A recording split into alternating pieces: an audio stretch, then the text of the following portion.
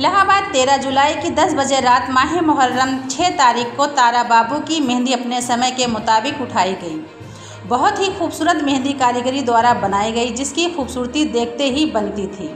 लगभग 3 किलोमीटर लंबा रास्ता तय करते हुए लोकनाथ नखास कोना होते हुए तारा बाबू की गली इमाम बाड़े पर रखी गई।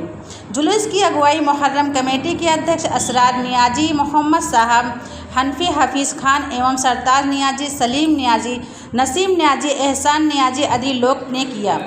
असरार नियाजी ने मुहर्रम पर अपने इंटरव्यू में कहा कि इसको सभी को सुनना चाहिए। आसमा बानो के साथ ब्यूरो चीफ इसरार अंसारी।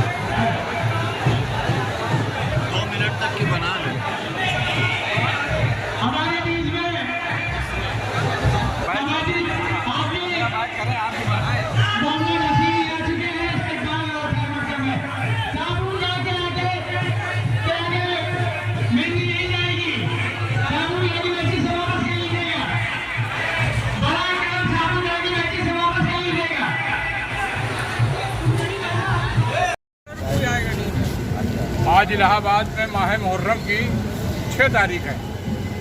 आज सबसे लंबी दूरी के मेहंदी उठने जा रही है तारा बाबू की गली की, जो कि बहादुरगंज से हमेशा उठाई जाती है।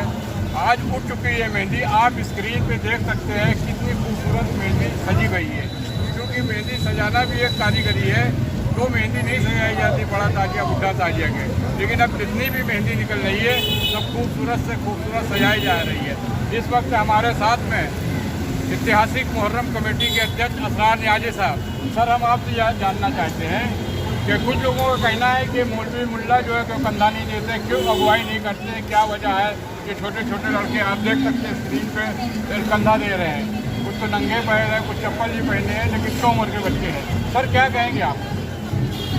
आपकी जानकारी में होगा इमाम आली मकाम के कत्ल के फतवे पर भी बहुत सी यजीदी मौलवियों ने दस्तखत किए, लेकिन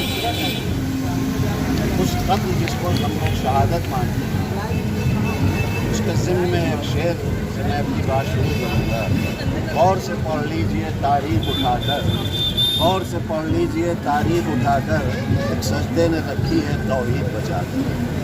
तौहीद को बचाना नवाज़े रसूल का फ़र्ज़ था, उन्होंने अपने फ़र्ज़ को पूरा किया। और इस सिलसिले में अल्लामा इकबाल ने भी अपने अशार में इस बात को पेश किया है, इस्लाम तेरे दामन में इसके सिवा क्या है, ज़र्ब यदुल्लाही एक सजदे शफीर।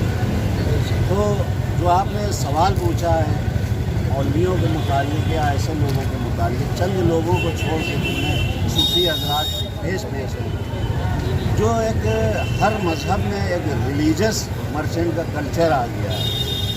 पहले ऐसा नहीं था, बुज़ुर्ग लोग आगे रहते थे इन कामों में, इस तरीके के रिलीजियस लोग, लेकिन वो अपनी ज़िम्मेदारी से पीछे हट रहे हैं। उनको आगे आना चाहिए।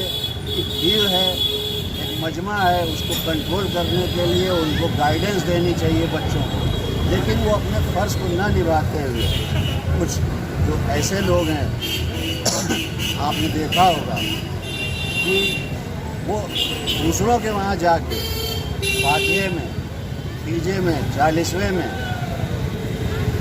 और गौस पाक के कोसे शरीफ की नियाज में वो शामिल होते हैं, लेकिन अपने वहाँ कभी नहीं लोगों को बुला के खिलाते।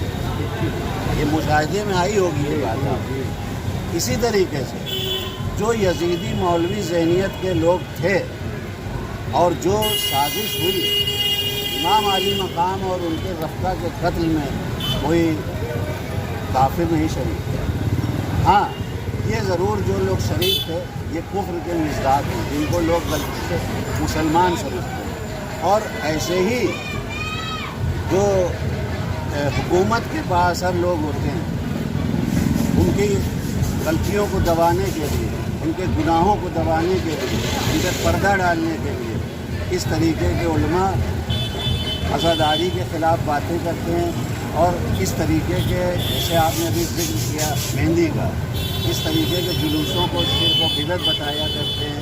जबकि हिंदुस्तान में इसकी तारीख़ है, गरीब नवाज के वक्त से मुहर्रम होता चला आ रहा है। जब से यहाँ इस्लाम आया करीब तब से अज़ादाराने हुसैन इमाम अली मकाम के नाम पर मुहर्रम के महीने में अपनी अक़ीदत का नजराना पेश करते हैं, अपने गम को ज़ाहिर करते हैं और यज़ीदी जुल्म के ख़िलाफ़ एक जो प्रोटेस्ट हो सकता है जुल्म के ख़िलाफ़, टेररिज्म के ख़िलाफ़, उसकी भी वो एक अक्कासी करते हैं।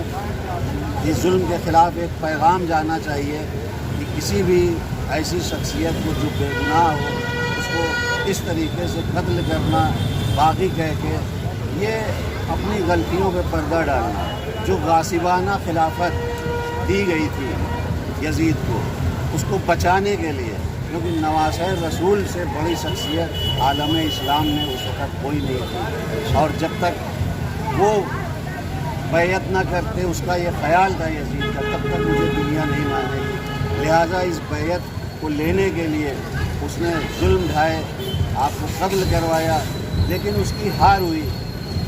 इमाम हुसैन अली मकाम ने सर तो कटवा दिया, लेकिन अपना हाथ यजीद के हाथ में नहीं दिया। उन्होंने पहले भी कहा था मेरे जैसा तेरे जैसे की बैयत नहीं कर सकता। ये कहने से उनकी मुराद थी कि वो तो उस वक़्त ये बात कह रहे थे, लेकिन आज के ज़िम्न में ये बात इसलिए रिलेवेंट है कि कोई भी किरदार वाला शख्स किसी बदकिरदार के पीछे अगर चलता है तो ये उसकी बहुत बड़ी ख़ता है, उसको नहीं चलना चाहिए। ये उन्होंने मैसेज दिया है। इसीलिए मौलाना मोहम्मद अली जौहर ने भी उस शेर के ज़रिए ये पैगाम दिया कि इस्लाम ज़िंदा होता है हर करबला के बाद। हर करबला से कहने का मतलब ये था उनका कि जब भी हक़ को बातिल का सामना हो तो आप हक़ के साथ रहें। उसको उन्होंने करबला के मैदान में किया।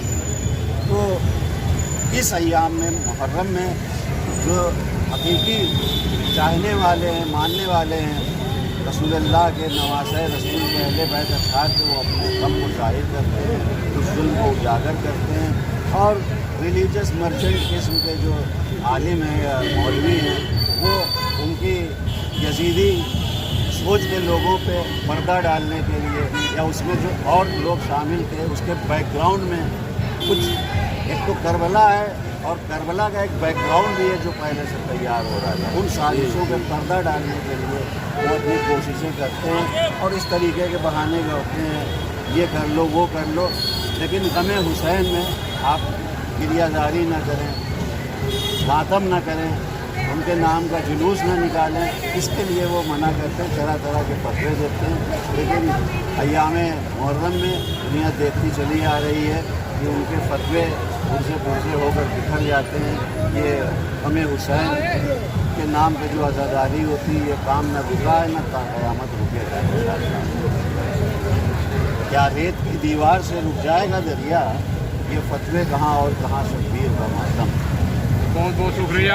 आपने देखा ऐतिहासिक मुहर्रम कमेटी के अध्यक्ष हैं असरार न्यारी साहब, जो कि अपनी बात मुहर्रम पे की है। आप देखिए स्क्रीन पे देखिए तारा बाबू की मेहंदी कितनी खूबसूरत सजी है, जो कि देश विदेश से देखने के लिए यहाँ पर लोग आ चुके हैं बहुत से लोग।